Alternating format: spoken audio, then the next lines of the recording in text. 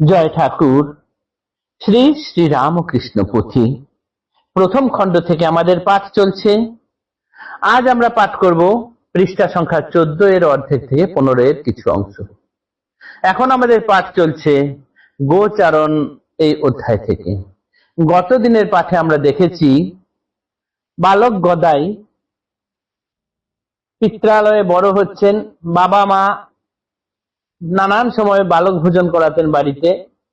গ্রামাঞ্চল, আর্থিক অবস্থা খুব একটা ভালো নয়, তাই তেলি বেনে বিভিন্ন জাতের শিশুরা মাঠে গরু চড়াতে নিয়ে যেত। গদাইয়ের তাদের সঙ্গে মিশতে খেলা করতে খুব ভালো লাগতো, তাই গদাই তাদের সঙ্গে মাঠে মাঝে মাঝেই চলে যেতেন গরু চড়াতে। এবং গরু চড়াতে গিয়ে তাদের সঙ্গে নানান রকম খেলা খেলতেন। কিন্তু সাধারণ ছেলেরা যে ধরনের খেলা খেলে, ঠাকুর স্বয়ং নররূপী নারায়ণ, তার কি এই ধরনের খেলা সাজে? কানাই যিনি এসেছেন কামার পুকুরে, বালক রাখাল ছেলেদের সঙ্গে খেলতে খেলতে তার মাঝে মাঝে ব্রজভূমির খেলার কথা মনে পড়ে যায়। তাই তিনি রাখাল ছেলেদেরকে নিয়ে, অন্যান্য রাখাল ছেলেরা যে রকম খেলা খেলেন তিনি সেই জাতের খেলা না খেলে ব্রজভূমিতে রাখালদের নিয়ে গিয়ে গরুদের সঙ্গে যেরকম ভাবে খেলা খেলতেন সেই ধরনের খেলা তিনি এইখানে শুরু করেন। সেই খেলার মধ্যে কখনো কেউ হয় দাম, কেউ সুদাম, কেউ শ্রীদাম, কেউ বলরাম, এবং স্বয়ং কানাই যখন এখানে কামার পুকুরে এসেছেন তাই তিনি নেন কানাইয়ের ভূমিকা এবং খেলতে থাকেন। মাঠে গরু চড়তে চড়তে কোনো কোনো গরু হঠাৎ কাছে চলে আসে, তাদেরকে হাতে করে ঘাস ছিঁড়ে ছিঁড়ে খাওয়াচ্ছেন। এই রকম গ্রাম্য খেলা খেলতেই তার আস্তে আস্তে খেলতে খেলতে বড় হওয়া।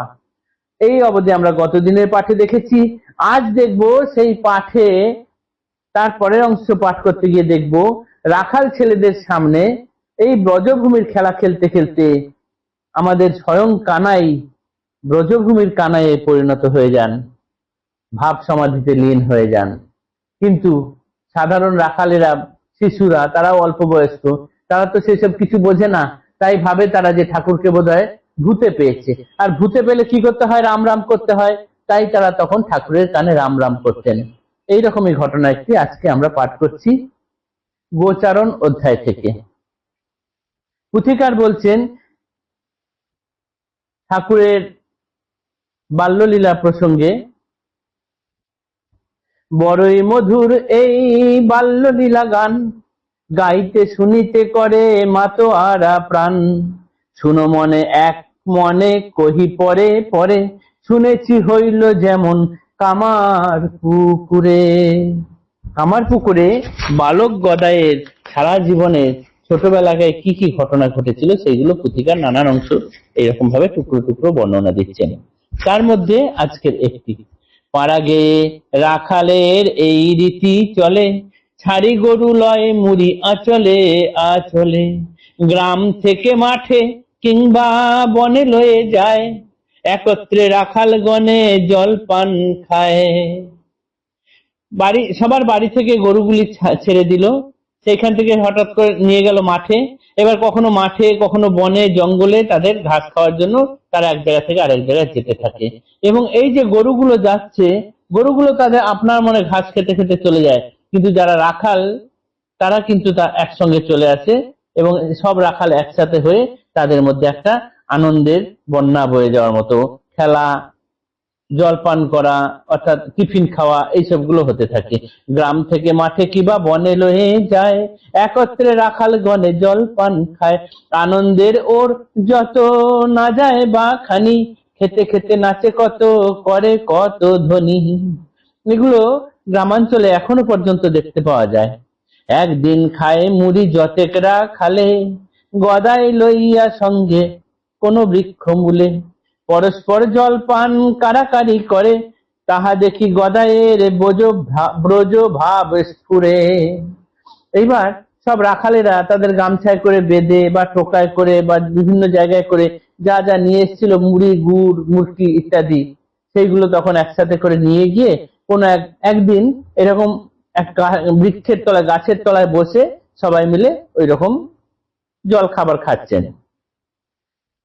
এই জল খাবার খেতে গিয়ে এক ছেলে হয়তো আরেক ছেলেকে বলছে, দেখি তোর কি এনেছিস, তুই কি এনেছিস, এরকম কাড়াকাড়ি করে খাচ্ছেন।